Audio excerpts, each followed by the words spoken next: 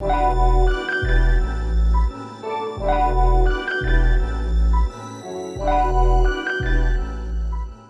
everybody, how are you? This is Andreja and today I am here to bring you episode 2 of my Zodiac Chibis series. This month's astrological sign is Gemini, so let's start, shall we? As per usual, I will spend most of the video answering questions that you've left for me on Instagram. But before that, let's go through some basics about the equipment and programs that I use. I am drawing this illustration on my Wacom Cintiq Companion 2. I will use both Adobe Photoshop and Illustrator to draw. I do the initial sketch in Photoshop just because I find it faster, and then I do all the rest in Illustrator. The end result will be vector art, which means that I can scale my illustration up and down as much as I want without losing any quality. Okay, let's start with the questions. Question number 1. How many sketches does it usually take until you're happy with a composition? That kind of depends if I am drawing with a pen or pencil on paper or if I draw digitally. When I draw digitally, I approach it more like a sculpture, where I am modifying the same sketch until I am satisfied. I am not really the type of person who draws a bunch of different compositions until I come up with something that I like. I kind of need to have an idea in mind before starting, if that makes sense. That usually requires me to spend extra time thinking and researching before committing to an idea. But usually when I decide on something, I really commit to it, because I kind of dislike just changing my mind midway. I think that this is why I struggle keeping a sketchbook, because I can't find the motivation to just draw random, unpolished ideas. I am trying to push myself to sketch more though, because I know that many times it is the random ideas that end up becoming most special art pieces. Thank you for the question, Maggie Lou. By the way, if you don't know Maggie Lou, check her out on Instagram. She is an awesome doll customizer. Okay, next question. Are there any skills from doll painting that have proven useful in your illustration work? Yes, funny enough, I ended up showing some of my Face Up Stories videos at my job interview for Moose. I was surprised what a positive reaction I got when I did that. But it all makes sense now because by showing people my dedication and passion for dolls, it confirmed how interested I am in the toy or doll industry. And that is super important in an employee, because people who honestly care and love what they do are usually one of the best assets in a company. On top of that, thanks to dolls, I had a lot of experience on social media, so I was able to share my knowledge to the marketing team on various occasions. But yeah, there were many skills that I developed as a result of painting dolls that helped me advance in my career as an illustrator.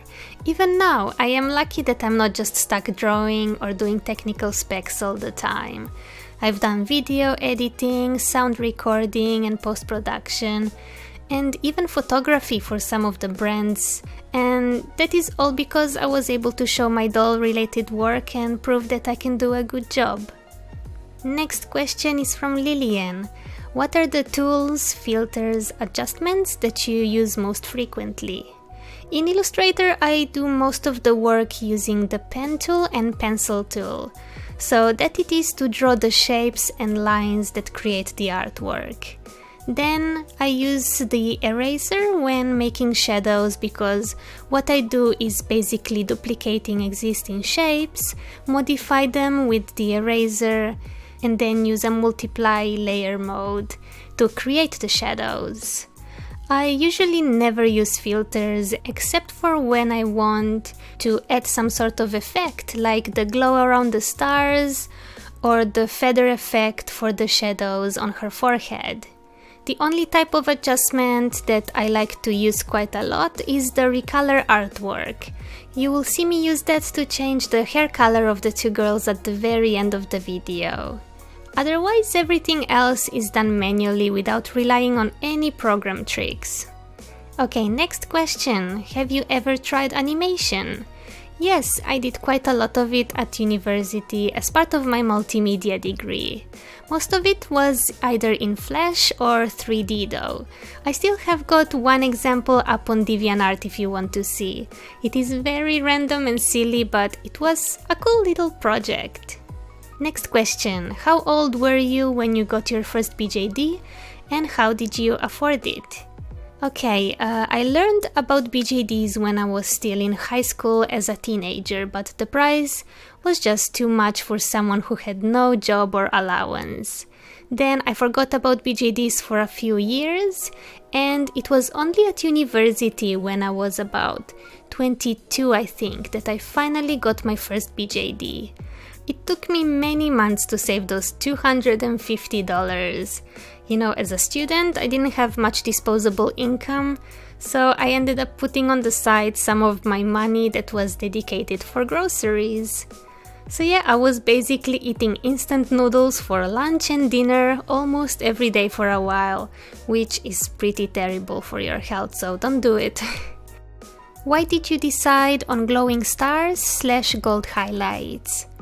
The stars are meant to be that common element or red thread to link the characters together. I was looking for a symbol that all zodiac signs have in common, so stars felt most appropriate. I also used the yellow as a guide in a way. It is the only color that is set, so it helps me when I am picking colors. Do you ever get told that what you're doing isn't real work? No, not really. I mean, even if someone did, it would make no sense, because how do you define what real work is then? I mean, I have an income, I have to pay taxes, I have to take care of my superannuation and all that fun adult stuff. And with what is left, I buy food, I pay my rent, pay my bills, and so on, so that sounds like real work to me. There will always be certain people who won't understand you, but does it really matter? Why do we seek for their approval so much? I think that becomes the real question. And for the very last question, what do people at work think of your YouTube channel? They are actually very supportive about it and always ask how are things developing. Many of them can't believe how much time I spend every week working on it though. But that is with most people. If you want to be successful at anything, you need to commit to it and give it your best. I always try to be honest when talking about this to people. Many assume it is super easy because, you know, all you need nowadays is a phone that can take videos and internet connection, and that's it, right? But no, in reality, things are not as easy as they seem. There is so much more that is involved in running a successful channel, and not all of it is roses and sunshine. But yeah, overall, everybody at work is very nice about it. Alright, thank you to everybody on Instagram that voted for the hair color. I was initially going to pick blue and purple, but people overwhelmingly voted for orange and blue, so here you go. I hope that you've enjoyed this video. The next sign will be Cancer, so if you have any special requests, especially if you were born in that period, leave a comment down below. But yeah, this is all I have for today. If you liked this video, give it a thumbs up, comment and share. Thank you so much for watching. Take care and I'll talk to you again really soon. Bye!